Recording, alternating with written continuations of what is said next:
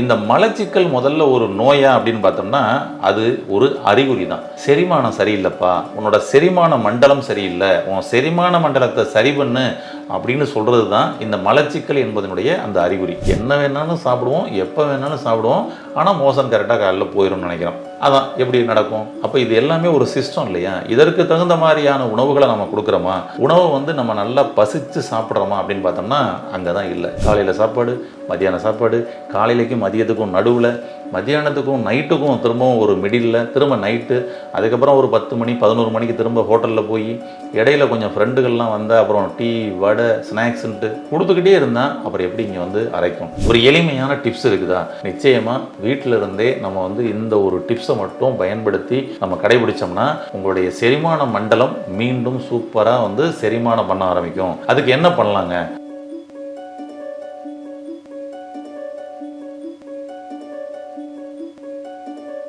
Health கவே channel viewers அனைவருக்கும் வணக்கம். இன்னைக்கு நம்ம என்ன பார்க்க இருக்கிறோம் அப்படின்னு சொன்னோம்னா கான்ஸ்டிபேஷன், மலச்சிக்கல். இந்த மலச்சிக்கல் தான் பல சிக்கலுக்கு காரணமாக இருக்குது அப்படின்றது நம்ம எல்லா பேருக்கும் தெரியும். ஆனால் இந்த மலச்சிக்கல் முதல்ல ஒரு நோயா அப்படின்னு பார்த்தோம்னா அது ஒரு அறிகுறி தான். அது அப்போனா என்ன சொல்ல வருது? அது எதனுடைய அறிகுறி அப்படின்னு சொல்லி பார்த்தோம்னா, செரிமானம் சரியில்லைப்பா, உன்னோட செரிமான மண்டலம் சரியில்லை, உன் செரிமான மண்டலத்தை சரி பண்ணு அப்படின்னு சொல்கிறது தான் இந்த மலச்சிக்கல் என்பதனுடைய அந்த அறிகுறி. ஆனால் நாம் என்ன பண்ணிக்கிட்டு இருக்கிறோம் அப்படின்னோம்னா, இந்த மலச்சிக்கலை போக்குறதுக்கு ஏதாவது மருந்து இருக்குதா அப்படின்னு சொல்லிட்டு நாம் ஏதாவது மருந்துகளும் மாத்திரைகளும் சூரணங்களும் வாங்கி சாப்பிடக்கூடிய ஒரு சூழலுக்கு இன்னைக்கு வந்திருக்கிறோம். அதனால தான் பார்த்தீங்கன்னா என்ன ஆயிருது அப்படின்னோம்னா, இந்த பெருங்குடலுக்குள்ள இருக்கக்கூடிய மியூக்கஸ் எல்லாம் ட்ரை ஆக ஆரம்பிச்சிருது. அங்கே நமக்கு பார்த்தீங்கன்னா அந்த ஆனஸ் பார்த்தீங்கன்னா இன்னும் டைட்னஸ் கொடுக்க ஆரம்பிச்சிருது. அப்போ கான்ஸ்டிபேஷன் இன்னும் அதிகமாக ஆரம்பிச்சிருது. அவ்வளோதான். அப்போ இதற்குரிய மூல காரணம் என்னன்றதை பார்த்து அதை நம்ம குணப்படுத்தணும் அப்படின்னு சொல்லி சொன்னோம்னா அப்போதான் மலச்சிக்கலுக்கு ஒரு நிரந்தரமான ஒரு தீர்வை கொடுக்க முடியும் நம்மளால. அப்போ இதற்கான தீர்வை நம்ம எப்படி கொடுக்கலாம்? அந்த மூல காரணம் தான் என்ன அப்படின்னோம்னா உங்களுடைய செரிமான மண்டலம். செரிமான மண்டலம் அப்படின்னு பார்க்கப்படும் பொழுது அது ஏதோ ஒரு தனிப்பட்ட ஒரு உறுப்பு கிடையாது. ஏன்னா கான்ஸ்டிபேஷன் மலச்சிக்கல்னா அது லார்ஜ் இன்டெஸ்டைன் மட்டும்னு சொல்லிட்டு நம்ம தனியாக சொல்லிடலாம். ஆனால் செரிமான மண்டலம் அப்படிங்கும் பொழுது நமக்கு பார்த்தீங்கன்னா நம்மளுடைய வாய், உதடு, பல்லு, நாக்கு, அப்புறம் உணவு குழாய், அப்புறம் இரைப்பை, சிறுகுடல், கல்லீரல், மண்ணீரல், அங்கே பேன்கிரியாஸ், இப்படி எல்லாம் சேர்ந்து சரியான நேரத்தில் சரியான அளவில் அந்த ஆசிட்ஸ் எல்லாம் சுரந்து அவங்களாம் பார்த்தீங்கன்னா செரிமானம் பண்ணால் மட்டும்தான் இது நல்லா நைஸாக அரைச்சி வரும். ஆனால் நம்ம பார்த்தீங்கன்னா என்ன வேணாலும் சாப்பிடுவோம், எப்போ வேணாலும் சாப்பிடுவோம், ஆனால் மோசம் கரெக்டாக காலையில் போயிடும்னு நினைக்கிறோம். அதான் எப்படி நடக்கும்? அப்போ இது எல்லாமே ஒரு சிஸ்டம் இல்லையா? இதற்கு தகுந்த மாதிரியான உணவுகளை நம்ம கொடுக்குறோமா? உணவை நம்ம நல்லா பசித்து சாப்பிட்றோமா அப்படின்னு பார்த்தோம்னா அங்கே தான் இல்லை. ஏன்னா இந்த சிஸ்டம் இயங்குவதற்கு பார்த்தீங்கன்னா இந்த ஆசிட் தான் நமக்கு அரைக்குது. இந்த ஆசிட் சுரக்கிறது எப்பங்க சுரக்கும் அப்படின்னா இதெல்லாம் உணர்வுகளோட சம்பந்தப்பட்ட ஒரு விஷயமா இருக்குது. பசி என்ற உணர்வு வரப்படும் பொழுது மட்டும்தான் உங்களுக்கு ஹைட்ரோகுளோரிக் அமிலம் சுரக்கும். இது ஏதோ சாதாரண உமிழ்நீர் மாதிரி நமக்கு தெரியுது. இந்த உமிழ்நீர் பசி என்ற உணர்வு வரும் பொழுது மட்டும்தான் அது ஆசிட்டாக நமக்கு பார்த்தீங்கன்னா இருக்கும். அது மிகவும் பயங்கரமான ஒரு ஆசிட். நம்ம நம்மளுடைய உமிழ்நீர் அது ஏதோ ஒரு சாதாரணமான ஒரு நபர் கிடையாது. ஆனால் எந்த நேரமும் அந்த பயங்கரமான ஆசிட்டாகவே இருந்துச்சுன்னா நமக்கு வாய் ஃபுல்லாக புண்ணாகி போயிடும். கரெக்டுங்களா? ஆமாம். அப்போ பாருங்க, நீங்கள் சாப்பிடாம பட்னியாக கிடக்கிறவங்களுக்கு வாய் ஃபுல்லாக புண்ணாகுதா? அப்போ ஏன்னா பசின்னு வந்துருச்சு, அப்போனா அந்த ஆசிட் சுரந்துருச்சு, நீங்கள் உணவு கொடுக்கல, அங்கே டேமேஜ் பண்ணிடுச்சு. கரெக்டுங்களா? ஆனால் சரியான டயத்துக்கு சாப்பிட்றவங்களுக்கு வாயில் புண்ணு வரமாட்டேங்குது. கரெக்டுங்களா? ஏன்னா அவங்களுக்கு பசிச்சு சாப்பிட்டாங்க, ஆட்டோமேட்டிக்காக பார்த்தீங்கன்னா அந்த ஆசிட்டாக மாறினது உள்ளே என்ட்ராயிருச்சு. கரெக்டாக?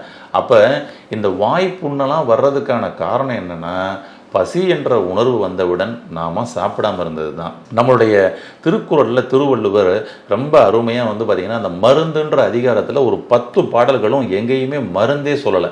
நம்ம உடம்பே தன்னைத்தானே சரி பண்ணிக்கிறோம், சரி பண்ணுறதுக்கான ஒரு சிஸ்டம் இருக்குது அப்படின்னு சொல்லிட்டு அவர் சொன்னது என்ன சொல்லியிருக்கிறாரு? மருந்தென வேண்டாவாம் யாக்கைக்கு, அருந்தியது அற்றது போற்றி உணின் அப்படின்னு இருக்கிறாரு. என்ன பாருங்களேன், நீ சாப்பிட்டது நல்லா செரிமானம் ஆயிடுச்சான்னு தெரிஞ்சுட்டு அதுக்கப்புறம் சாப்பிடுப்பான்னு சொல்லிக்கிறாரு. அவ்வளோதான். ஆனால் நாம் என்ன பண்ணிக்கிறோம்னா காலையில் சாப்பாடு, மத்தியான சாப்பாடு, காலையிலைக்கும் மதியத்துக்கும் நடுவில், மத்தியானத்துக்கும் நைட்டுக்கும் திரும்பவும் ஒரு மிடில் திரும்ப நைட்டு, அதுக்கப்புறம் ஒரு 10 மணி 11 மணிக்கு திரும்ப ஹோட்டலில் போய் இடையில கொஞ்சம் ஃப்ரெண்டுகள்லாம் வந்தால் அப்புறம் டீ வடை ஸ்நாக்ஸுன்ட்டு கொடுத்துக்கிட்டே இருந்தால் அப்புறம் எப்படி இங்கே வந்து அரைக்கும்? அரைப்பதற்கு உள்ளுக்குள்ளே எதுவும் கியர் பாக்ஸோ வேறு எதுவுமே கிடையாதுங்க, உள்ள நைஃபோ எதுவும் கிடையாது, எல்லாமே ஆசிட்ஸ். இந்த ஆசிட் சுரக்கணும்னா பசி என்ற உணர்வு வந்தால்தான் சுரக்கும், அவ்வளோதான். அப்போ பசித்து புசிக்கணும். பசி எப்போ எடுக்கும்? உள்ளுக்குள்ளே ஏற்கனவே நீங்கள் சாப்பிட்ட சாப்பாடெல்லாம் குளுக்கோஸாக கன்வெர்ட் ஆகிருக்கும்ல, அந்த குளுக்கோஸ் எல்லாம் செலவழிக்கப்பட்டதுக்கு அப்புறம் தான் உங்களுக்கு பசின்ற உணர்வு வரும். அப்படி இல்லாமல் நம்ம கரெக்டாக மணி 10 ஆச்சு, கரெக்டாக மணி 2 ஆச்சு, கரெக்டாக நைட்டு 9 ஆயிடுச்சுன்னு சொல்லிட்டு நீங்கள் டயத்தை பார்த்து சாப்பிட ஆரம்பிச்சிங்க அப்படின்னா அப்போ தான் வந்து ஆசிட்டே சுரக்காமல் நீங்கள் உள்ளே கொடுக்குறீங்கன்னு அர்த்தம். இதுதான் கான்ஸ்டிபேஷனாக மாறுது. ஃபர்ஸ்ட் விஷயம், நீங்கள் பசிச்சு சாப்பிட்டீங்கன்னா கிளியர். இப்போ இருந்து நீங்கள் ஸ்டார்ட் பண்ணுங்க. உங்களுக்கு பசின்ற உணர்வு எடுக்குதா அப்படின்னு சொல்லி செக் பண்ணி பாருங்க. ஏன்னா ரொம்ப நாளாக நீங்கள் வந்து பசின்ற உணர்வை மறந்துருப்பீங்க, டயத்துக்காக சாப்பிட்டு வந்துருப்பீங்க. சாப்பிடாம ஒரு காலையில் சாப்பாடு சாப்பிட வேணாம் நிப்பாட்டுங்க, மத்தியான சாப்பாடு சாப்பிட வேணாம் நிப்பாட்டுங்க, பசின்ற உணர்வு வரட்டும். ஏற்கனவே நீங்கள் சாப்பிட்ட சாப்பாடு அந்த கிளிக்கோஜனா கன்வெர்ட் ஆகிருக்கிறதெல்லாம் திரும்ப குளுக்கோஸாக கன்வெர்ட் ஆகி செலவழிச்சதுக்கு அப்புறம் உங்களுக்கு பசின்ற உணர்வு வருங்க. ஒரு சில பேருக்கு எங்களோட கிளைண்ட்ஸுக்கே சொல்லியிருக்கிறோம், 3 நாள் வரைக்குமே எங்களுக்கு பசிக்கவே இல்லை சார், நீங்கள் சொன்னதுக்கப்புறம் நான் வந்து செக் பண்ணி பார்த்தேன் பசிக்கவே இல்லை, 3 நாளைக்கு அப்புறம் தான் பசிச்சது. பரவாயில்ல, ஐயோ இவ்வளவு நாள் சாப்பிடாம இருந்தால் அல்சர் வந்துடுமே, கிடையாது. பசின்ற உணர்வு வந்தாதான் அப்பதான் நமக்கு வந்து ஆசிட் சுரக்கும். நீங்க பாருங்க, அந்த உமிழ் நீரை எவ்வளவு மோசமான ஒரு ஆசிட்ன்றதுக்கு கிராமத்துல சொல்லுவாங்க, கொஞ்சம் அரிசி எடுத்து நைட்டு படுக்கும் பொழுது வாயில வந்து ஒதுக்கிக்கிட்டு படுத்துட்டு காலையில அந்த உமிழ் நீரோட கலந்த அந்த அரிசியை துப்பணும்னு வச்சுக்கோங்களேன், அதை வந்து கோழி கொத்துச்சுன்னா கோழியே செத்து போயிருமா. இப்படி வந்து கிராமத்துல சொல்லுவாங்க. அவ்வளவு துளைக்கி அந்த விஷம் அப்படின்பாங்க அந்த ஆசிட். ஓகேங்களா?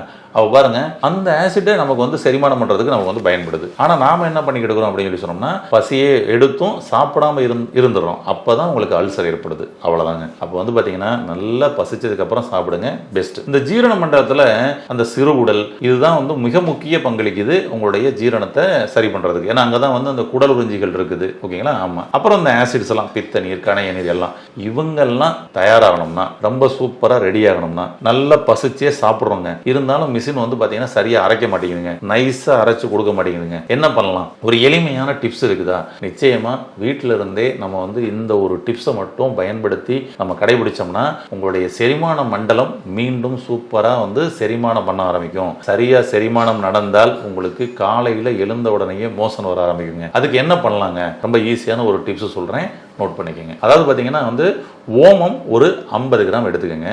ஓகே. ஜீரகம் நம்ம வந்து பார்த்தீங்கன்னா சீர் அகம் அப்படிமா உள்ள உடம்பு ஃபுல்லாக வந்து சீர் பண்ணக்கூடிய, அகத்தை சீர் செய்யக்கூடியது தான் சீரகம்.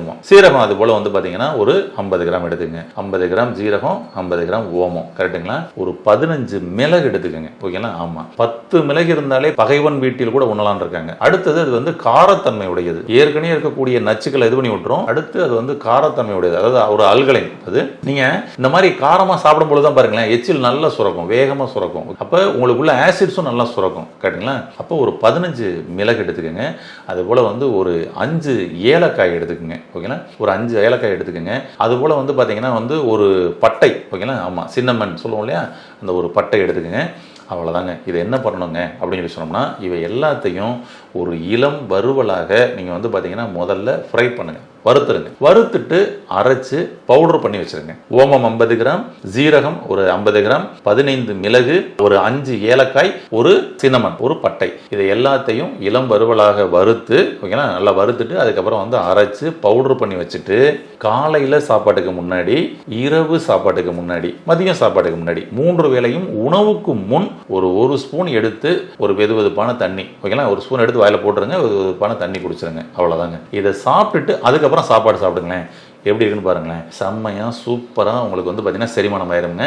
அடுத்தடுத்த நாள் உங்களுக்கு சரியான நேரத்திற்கு பசியை தூண்டும் அந்த ஒரு வேலையை நடந்துடும். அடுத்து காலையில் நீங்கள் எழுந்த உடனேயே 15 நிமிடத்தில் நீங்கள் மலம் போயிருக்கணும். சரிங்களா? அதுதான் சரியான நமக்கு கான்ஸ்டிபேஷன்ற ஒரு பிரச்சனையே இல்லைங்க. எந்திரிச்சோன்னா போய் வச்சுக்கின்ற சரியான ஒரு விஷயம். நீங்கள் காலையில் எழுந்த உடனே 15 நிமிஷத்தில் உங்களுக்கு மலம் போவதற்கு இது ரொம்ப உறுதுணையாக இருக்கும். ஏன்னா நல்லா அரைச்சு செரிமானமாகி முழுசாக சத்துக்கள்லாம் எடுத்து சக்கைகளாக வெளியேறும். அதற்கு இது ரொம்ப அருமையாக வந்து பயன்படுங்க. டெய்லி பயன்படுத்துங்க. கான்ஸ்டிபேஷன் அப்படின்ற அந்த கிரானிக்கான பிரச்சனையிலிருந்து வெளிவரலாம். அதுபோல் மலச்சிக்கலை நிறைய பேர் வந்து பார்த்திங்கன்னா இந்த மலமே வெளியேறாமல் இருக்கிறது தான் மலச்சிக்கல்னு சொல்லி நினச்சிக்கிறாங்க. அது அப்படி கிடையாதுங்க. நீங்கள் வந்து பார்த்தீங்கன்னா 4 நாளைக்கு ஒரு தடவை போனாலும் அது மலச்சிக்கல் தான், ஒரு நாளைக்கே 4 தடவை போனாலும் மலச்சிக்கல் தான். சரிங்களா? அப்போ என்ன அர்த்தம் அப்படின்னு சொல்லி சொன்னோம்னா, நீங்கள் சாப்பிட்ட சாப்பாடில் உள்ள சத்துக்கள் உங்களுடைய சிறுகுடலில் உள்ள குடலுறிஞ்சிகள் மூலமாக உறிஞ்சப்படாமல் வெளியேறுதுன்னு அர்த்தம். கரெக்டுங்களா? அதான் விஷயம். அப்போ உங்களுக்கு அடிக்கடி வந்து அந்த மோசன் வந்து போயிட்டே இருக்குது அப்படின்னு அர்த்தம். அப்போ அது சரியாக உறிஞ்சப்பட்டுச்சுன்னா உங்களுக்கு சரியாக சத்துக்கள் உறிஞ்சப்பட்டு நமக்கு வந்து சக்கைகள் மட்டும் வெளியேறும். இந்த சத்துக்கள் உறிஞ்சப்படாதனால தான் சில குழந்தைகள்லாம் வந்து பார்த்தீங்கன்னா வந்துட்டு உடம்பே தேர்றதில்லை, ஒல்லியாகவே இருப்பாங்க. என்ன சாப்பிட்டாலும் என் பையன் உடம்பு தேரவே மாட்டுறாங்க, நானும் சத்தானதாக தான் வாங்கி கொடுக்குறேன், தேரவே மாட்டுறாங்கன்னு சொல்லி சொல்லுவாங்க. அவங்களுடைய சிறு குடல் உறிஞ்சிகள் சரியாக சத்துக்களை உறிஞ்சப்படலைன்னா அவங்க உடம்பு தேர மாட்டாங்க. அதான் அப்போ வந்து பார்த்தீங்கன்னா வந்துட்டு சிறுவர்கள்லேருந்து பெரியவர்கள் வரைக்குமே, வயதானவர்கள் வரைக்குமே தாராளமாக இந்த ரெமெடி வந்து நீங்கள் வந்து ஈஸியாக வந்து ஃபாலோ பண்ணலாம். பண்ணுனா உங்களுடைய செரிமான மண்டலம் சூப்பராக ரெடியாயிருங்க. பண்ணி உங்களுடைய செரிமான மண்டலத்தை சரி செய்து மலச்சிக்கலில் இருந்து நிரந்தரமாக ஒரு வெளியே வாங்க. வந்து நீங்கள் என்றென்றும் ஆரோக்கியமாக வாழ வாழ்த்துக்கள். நன்றி. இந்த வீடியோ உங்களுக்கு பிடிச்சிருந்தா லைக் பண்ணுங்க, ஷேர் பண்ணுங்க, கமெண்ட் பண்ணுங்க. மறக்காம ஹெல்த் கஃபே தமிழ் சேனலை சப்ஸ்கிரைப் பண்ணிட்டு பெல் பட்டனை கிளிக் பண்ணிடுங்க.